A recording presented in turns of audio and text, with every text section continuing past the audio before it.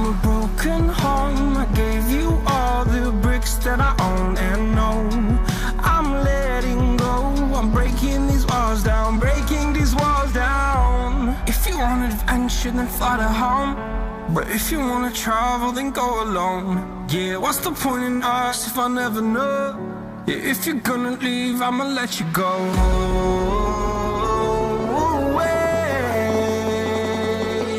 I'm tired of the pain.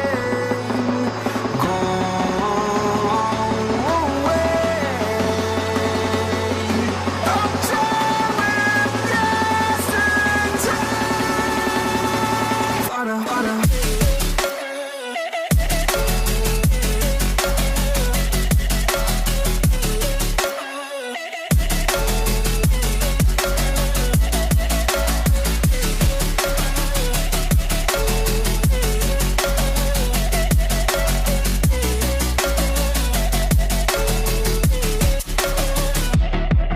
I fell where my demons dwell. My own little nightmare, I call it hell. Oh well, it's time to get back up. Climbing and climbing, I'm done with this ride, is what I tell myself, so I could feel something else. Yeah, I guess I had my bad days, but it doesn't mean I lost my style. Darling, where were you when my heart was on the ground? I thought time would prove that you would stick around. I guess time starts down, a king without his crown. Now I'm breaking and you're faking, girl. You never made a sound.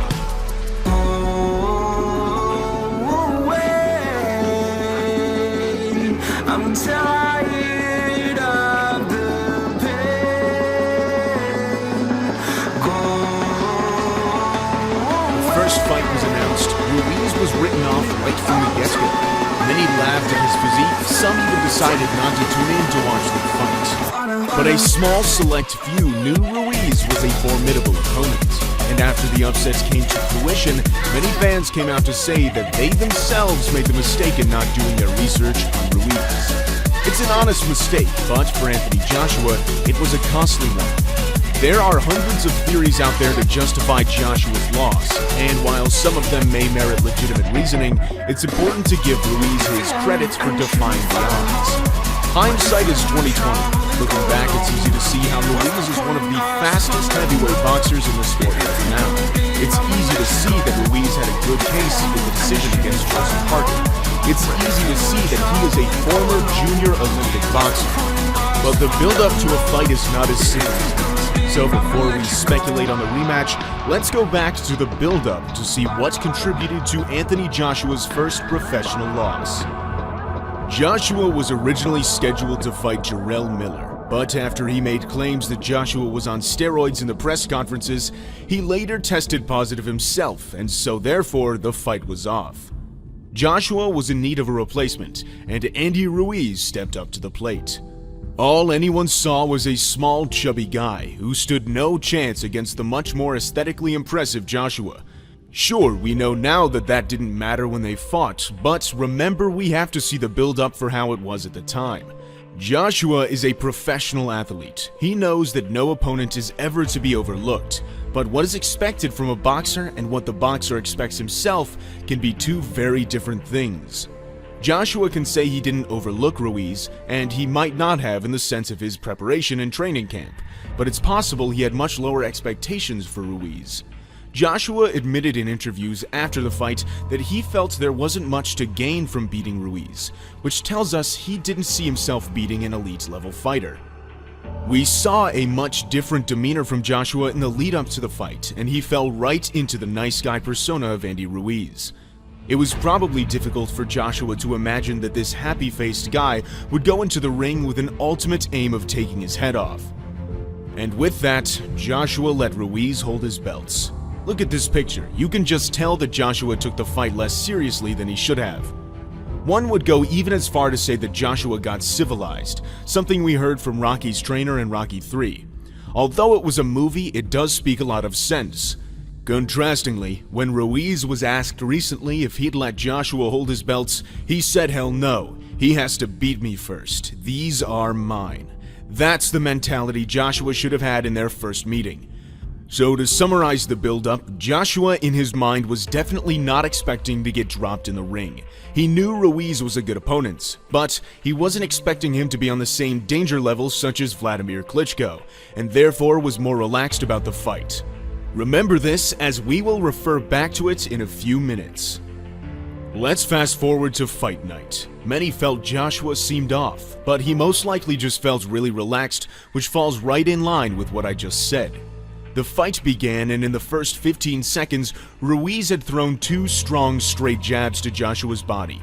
For me, this is when I knew Joshua was in for a tough night. Ruiz threw the jabs with confidence, and confidence matters a lot in boxing. Joshua then came back with his own straight jab to the body. Boxers tend to mirror their opponent's actions, especially in the beginning of a fight. Ruiz made sure not to get caught with a second one as he parried Joshua's second attempt. Ruiz then feinted his jab to entice a right hand from Joshua. He slipped to the left and came back around with a left hook to get himself in proper position for a combination. As time passed by in the opening 2 minutes, Joshua found little luck with establishing his jab, so he looked for a powerful right hand, but Ruiz showed his boxing IQ with a simultaneous roll and right hook. For Joshua, it was no luck with the jab, no luck with the right hand, so he opted for a wide left hook, but Ruiz again showed his experience with a subtle step. The following rounds passed by in similar fashion. Joshua got his punches on target. The fight was a good battle of boxing skills. That was until everything changed in the third round. Joshua dropped Ruiz with a powerful right uppercut, left hook combination, which was good, but I feel Joshua made the biggest mistake of all in the following seconds. Generally, when Joshua drops his opponents, he goes straight for the kill. Most often his opponents are genuinely hurt, but Ruiz was not hurt as much as anticipated. Joshua overextended twice on his right hand, a dangerous mistake to make in boxing, as it leaves you exposed and unbalanced. It was on the second one where Ruiz countered over with a left hook. This spelled disaster for Joshua and made him suspect to a following equilibrium shot over the ear. Sometimes with a shot like this, you won't be able to recover fully and will remain in effect for any duration in the fight. All of a sudden, the fight was no longer a welcoming party to the USA. It was on the brink of going terribly wrong. Let's refer back to what Joshua expected. He didn't expect this, and when you're not mentally prepared for something like this, it's almost impossible to switch on during the fight. Boxing is more mental than physical, and Joshua simply did not have the mentality to win a hard fight that night.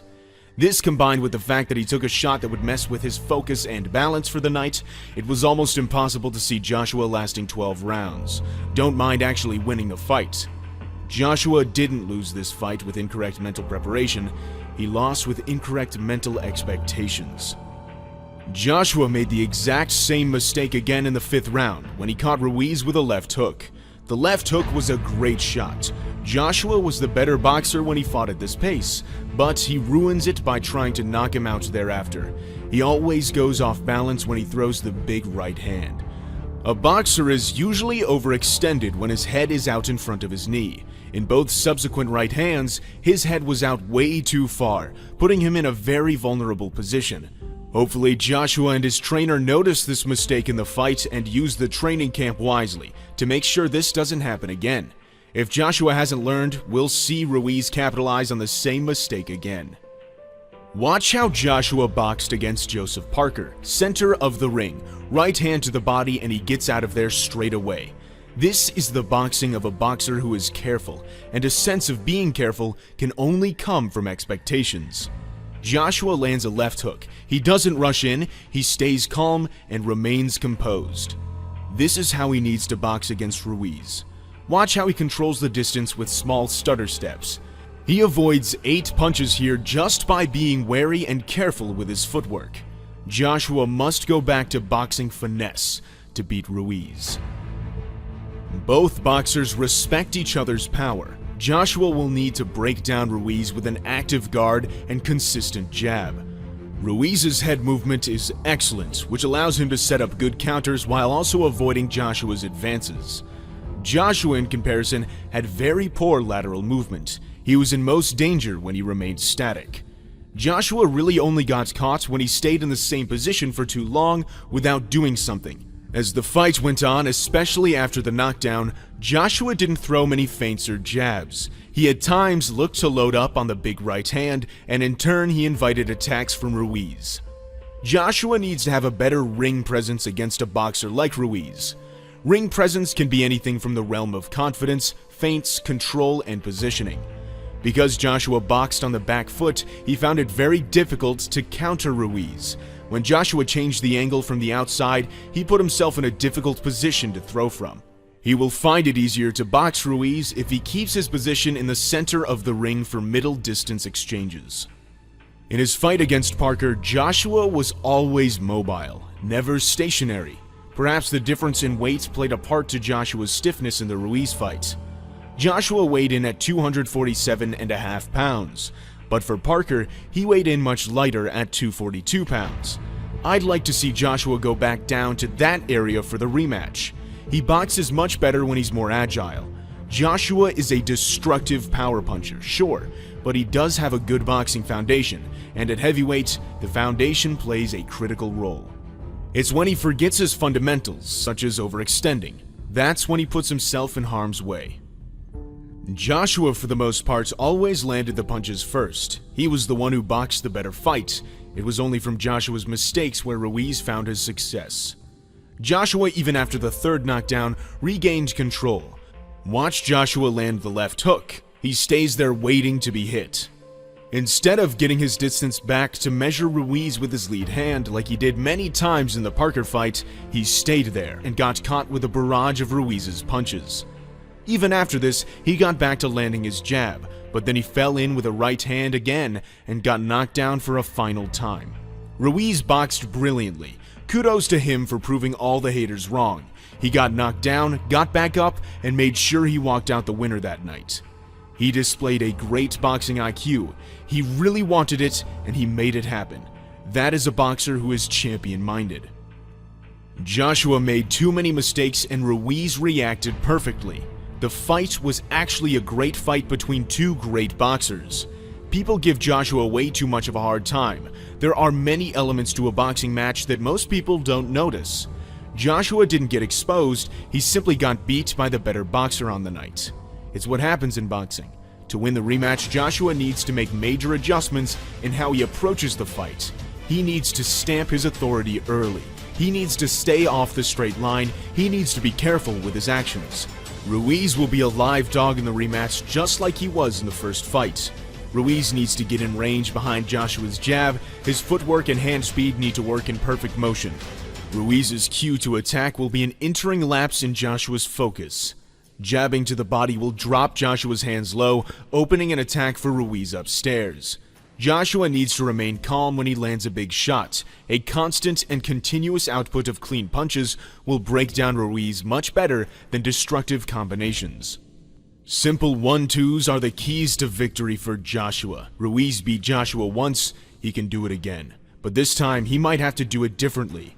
Which boxer will learn from their mistakes the most? Which boxer truly wants it this time? This boxing match, like many before its time, has too many variables to make any sort of prediction. But that's why we watch boxing, isn't it? The unpredictability of what we're going to see. Joshua's got to want it. If he's not going in there with focused intentions...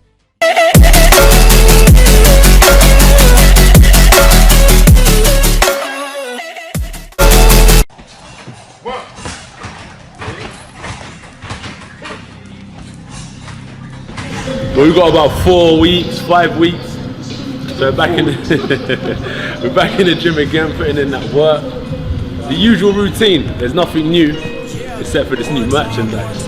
You know, feel good, feel relaxed. I chose some more khaki green today because it represents war. You know what I mean? Let's get it in. Feeling like I'm ready for the job. Got the pedal to the metal. I've been grinding non-stop, killing every instrumental, and I knew just what I wanted. Now I gotta go and get it, and I'm never looking back. Only looking where I'm headed, and I down it for a minute, trying to get another one. So now I can never settle. Gotta be one of the best. Got me feeling like Marcelo. See where we're at. I think as a heavyweight, you do have to focus on your weight. Did that. I think that's better. 111. For this fight, if I could come in at 112 max, 112, pushing 130, but 112 would be good. I'd be happy. The last fight with Takam, I come in at 116, 117. It's not good that. That's what I used to think, is that the bigger you are, the more power, right? But that's not the key. The quicker you are, the more you can flow. So when I started realizing that I have to watch my weight, I need to keep my weight down as a heavyweight. Got my slides on, fam. 10 toes, you get me? Snow or sunshine. Finally kiss goodnight. How I'll hate. We ready? We ready? We ready? Oh, see, I'm ready. Think fast. I'm ready. Think fast. Alright, enough of the games, lads. See you soon.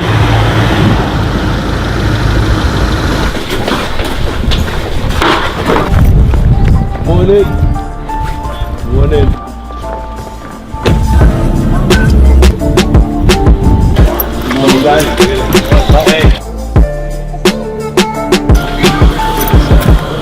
Marco Antonio Barrera come in the gym one day after sparring, and I asked him if he could just sign my boxing gloves, and I still training them to this day. So even though he signed them, I use them for my bags, pads. It's nice. Very humble guy. Being a boxer isn't an everyday trade that I can take anywhere around the world, do you know what I mean? It's not something I can do till I'm 50 years old. I just realised I've got a short window and I need to express myself and my talent to the world, so it's a real hustle, man. Sparring with Joshua, we know that whatever opponents we're going to face in the amateurs, we've already, sparred with Joshua, we can expect the best. So it prepares us to be the sharpest and the best that we can be. Someone out there in this world, laying on a hospital bed, begging for a second chance at life. I'm sitting here healthy, with good friends, heating, light, running tap water. I don't think I have any excuse to not go hard or live life with a smile on my face.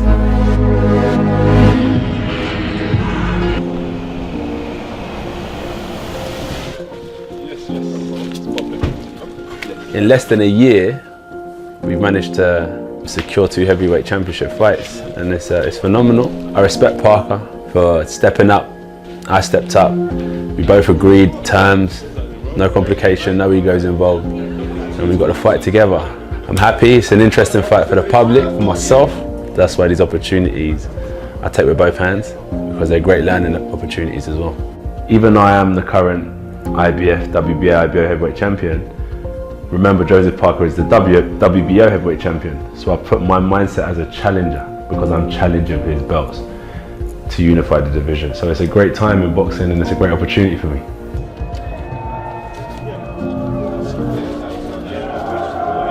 And then hold in front of Tyson as well.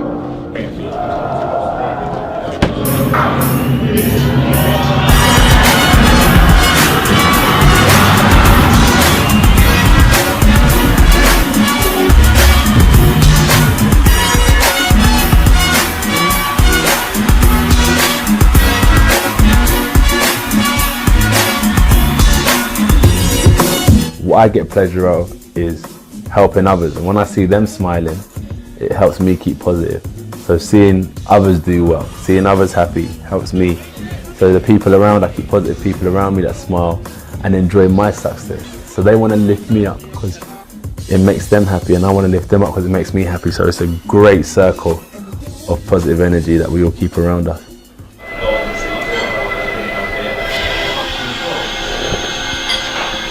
Every fight, because of the importance of it, I emphasize it more.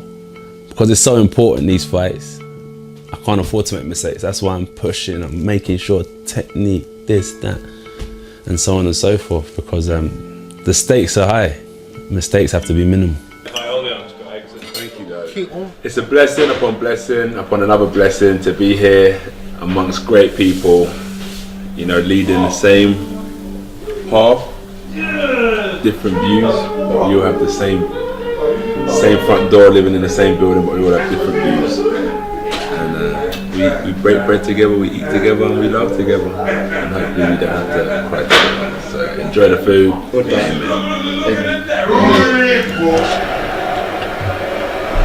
Just finishing off the evening now.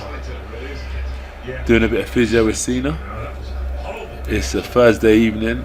I just come back from the gym. We done a bit of bike work, and then we went in the pool as well, and just relaxed in the sauna for like 5-10 minutes to sweat out the chlorine and stuff. And yeah, now we're just finishing off the evening. It's still early, but I'm gonna catch an early night, get some good rest. So I start the day fresh tomorrow. Tomorrow's the weigh-in, and I'll do some boxing again tomorrow. I feel good. I've been keeping active this week, much more than usual. This is the secret that she puts in. Put that on 20. I'm like 16. I'm only a couple kilos lighter than used to be 87 kg, and that was when I put on the bubble. Perfect. Big Josh, how are you? Good. Yeah? Looking really, really well. Tough few weeks, haven't it? Fucking hell. You worked hard though. Tough training camp, man. Them runs. Them runs kill me, G. I had to mentally just crack on. I've been broken down a few times in that camp. Physically broken down. Mentally. As well. Yeah, because now I don't weigh so much. I can do the work without it taking so much out of me. But when I'm doing it now, it's like I can give a bit more. Yeah. So it's like you're always pushing. We just kept on pushing throughout the camp. It's just tough. Really hard runs.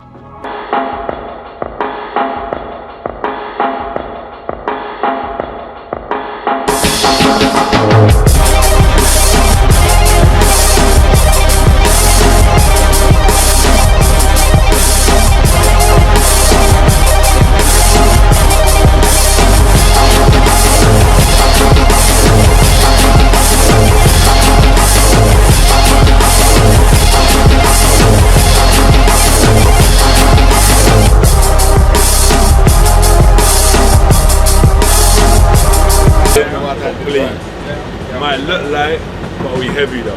17-4, baby. This camp, I've decided that the training doesn't stop until Sunday. So just because it's fight week, it's not time to switch off.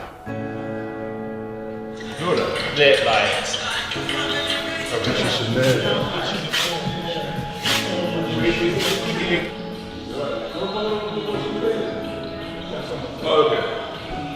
It's about 8:30. We're about to do my last session on a Friday night.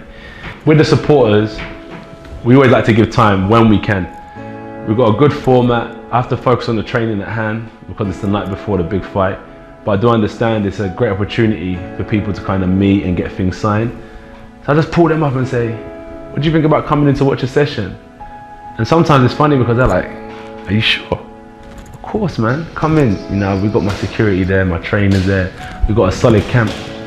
And they come in, you know, and they just, they respect my time, I respect their time as well. And it's a win-win for all of us. And I think like, in terms of memories, they're golden times, golden memories that people will cherish. And I hope I can go on and create a legacy in this sport. And if that's the case, those people play a massive part in my legacy. Tells it like it is. It's working I don't know. You can get a little clamp to it. I think one of them things like Fred's got. God willing, I get the win tomorrow. I'll say to Higgins or someone in the say, is there anyone from Parker's team or representatives here? Yeah. Big respect to Parker. You spoke a good game, but I just really love to know what you think about my performance. It doesn't matter what you think!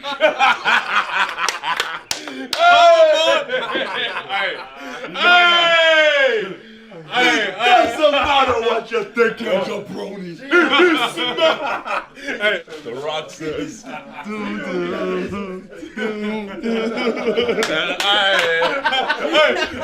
be like.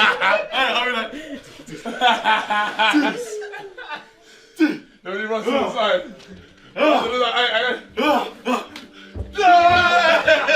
It's the night before the fight. I feel good. I feel focused, I feel determined. When I look in the mirror, I can look back at myself and truly say, I've done everything possible. I've ran, I've slept, I've sparred, I've boxed, I ain't cut no corners. So I believe that I'm going to be victorious tomorrow. And then I can look forward onto who else I'm going to compete with, because I'm definitely interested in becoming the undisputed heavyweight champion of the world sooner rather than later. He'll tell you he was with the Queen and then his phone splits. You think? Yeah, you're not far from it. So 2:30 lunch. Ryan's going to do. It's up to you. You can have grilled fish or chicken. We got vegan. Sea bass or chicken. Vegan. Just no meat, no fish. Just fresh food. Fresh food like avocado, falafel, some veg, some rice. Sound. I'll fucking come up with some ideas for vegan lunches. You know what they do? That's what they do in Cuba. You spin around for a minute. Yeah, why do you do that? Because it's like the effect of getting hit. So you spin around, get dizzy, and then I'll like kind of throw punches at you so you get used to. Yeah. Maybe being disorientated. Yeah, disorientated. So, Put your head down, I think.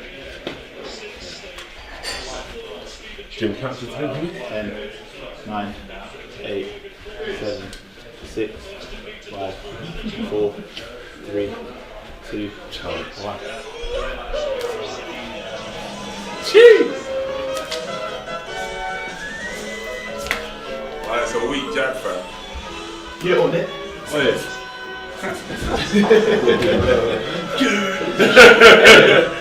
3, 2, 1, go. He's gone.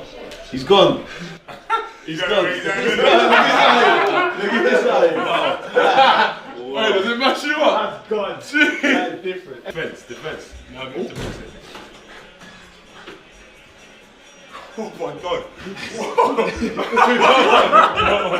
I'm everywhere. That's a lot harder. It's hard, isn't it? That's a lot harder. I've waited for this team walk for how many months? Already? I wasn't ready in the last one. I'm ready. Ready to rock and roll? All the way we lit, Balenciaga's on the kicks. I've been popping hard as shit in any mile radius. To give you the truth though, I feel like a poppy chulo. Cause now we on top of the roof, busting that moves like this shit is sumo. You know, it's the first time 4 belts are on the line, ever in history.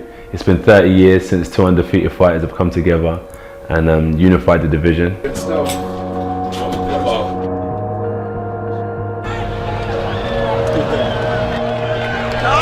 Almost now, the weird thing I was thinking about the other day is that these shows, these stadium fights, become normal.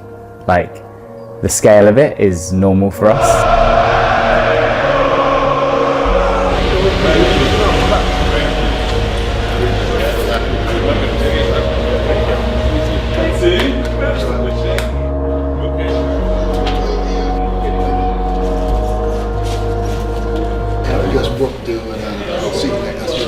I said that I see that when you was in the change room, you like to be alone. Get both. Get back in the zone, man. This is important. You got some work to do. I'll do my best. Pleasure to meet you. I'll see you soon, champ. Okay, man. Take care.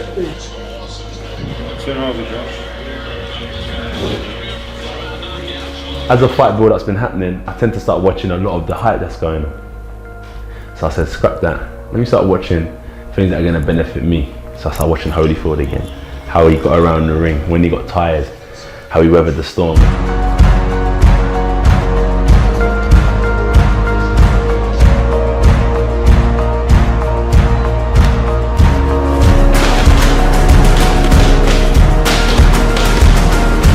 That was the first time I stepped in the ring in my 10-year career as an amateur/professional.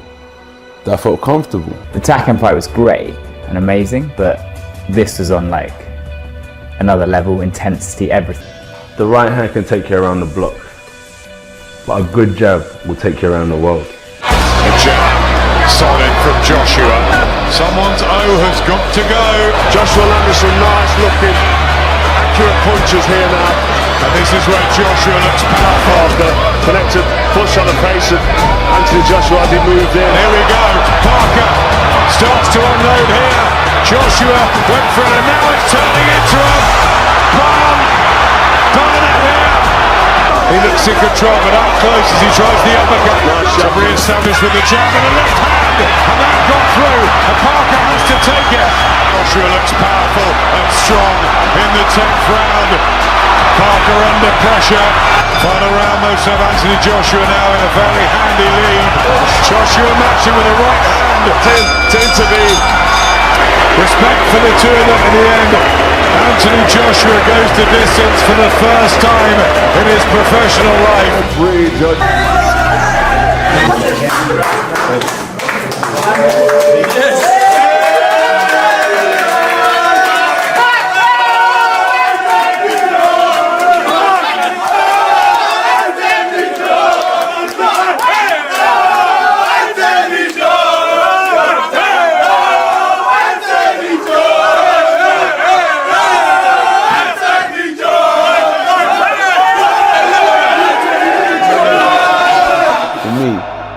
Winning don't really mean much because it seems that it's never enough.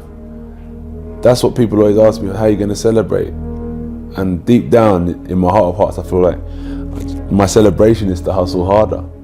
It's not to enjoy the fruits of my labor, it's to start planting more seeds because I feel like I need to bear more fruits. And that's just how I feel with this business I'm in now, is that people feel like it's not enough and they want more, they want bigger stadiums, bigger fights. They want to see me get dropped, they want to see me get knocked out and come back. But essentially that's never going to happen.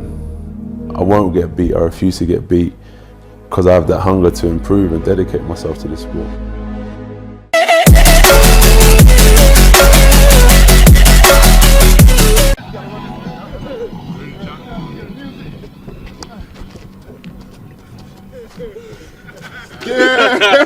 What's up, brother? Is that Coach Rob? You getting out of retirement? Hey, go, mate. Good. You're fighting for the Master League. So today I woke up early in the morning. We go out in the cold, fresh air. Sometimes we do double boxing sessions, but today was a running session in the morning. Me and all the boys, we go out on the hill. We had a good warm up with our strength and conditioning / fitness coach. And he took us through our paces, man. He got our heart rate high. Yeah, Sheffield. We'll break it down, yeah, to this room, yeah? So you go at the back and then you got to chase everyone, catch them all. Okay, ready now, we're good. Everyone chasing everyone. Yeah. I'm the police. Okay, you ready? Go!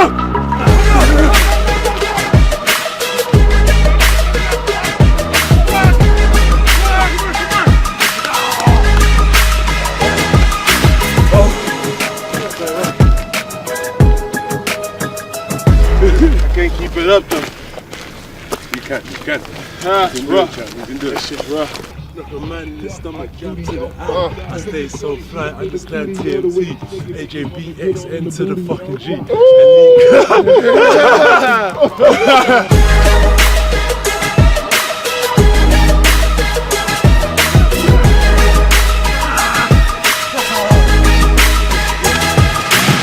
So what the sprints are about is expressing continuous power, because like when you get to the top of the hill, it's like your power output wants to decline. So you're just trying to make sure that you continue your power output for a long period of time, because in boxing you want to be as strong in the first round as you are in the 12th round. So even though it's not like 15-second punch out on the bag, it's just giving your arms a rest, but getting your heart rate working for a long period of time. Oh shit. Oh shit. Hard. Oh. You're running good though. Woo! What's the next shit? So what we'll do on the punch outs, yeah. We're going to go all together. Yeah. Or if we're going to do 10 seconds of every 60. Each person does 10, 10. Each person just do 10. Yeah. And that spotlight's on you, you got to go, no holding back, we all work hard, yeah?